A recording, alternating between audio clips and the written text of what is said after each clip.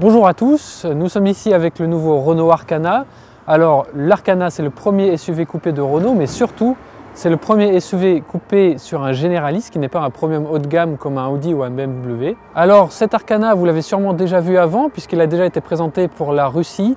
Il faut savoir que l'Arkana russe et l'Arkana français sont très différents puisque l'Arkana russe est construit sur une base de Dacia Duster alors que l'Arkana français, qui est aussi produit en Corée et vendu en Corée sous le nom de Samsung, est construit sur une base de Renault Captur.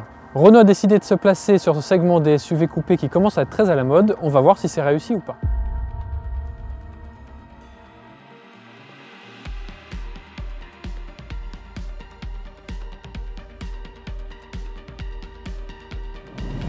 Alors à l'intérieur de cet Arkana, si vous êtes déjà monté dans une Renault récente, vous ne serez pas du tout dépaysé puisque c'est presque exactement la même chose qu'un Captur par exemple.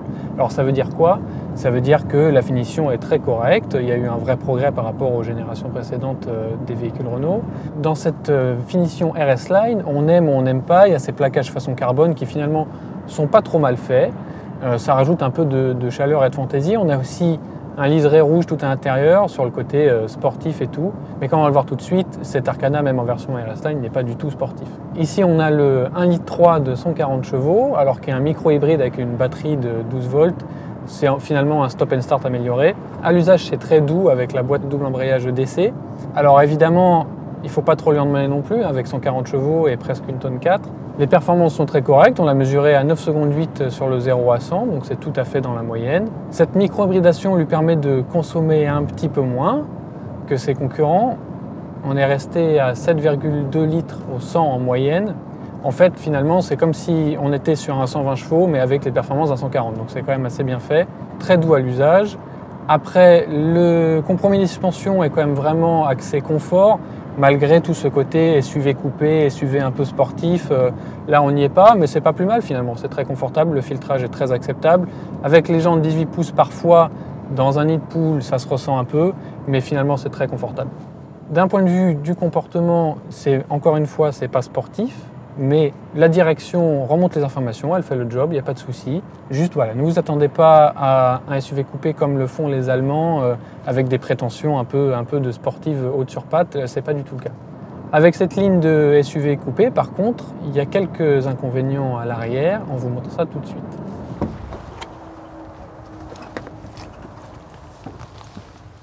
Alors comme vous pouvez le voir, le problème principal avec cette ligne de toit qui est très basse, c'est l'entrée à bord, il faut vraiment se pencher. Après, au niveau de l'espace à la tête, une fois qu'on est installé, c'est très correct, mais moi qui fais plus d'1,80 m, ça suffit.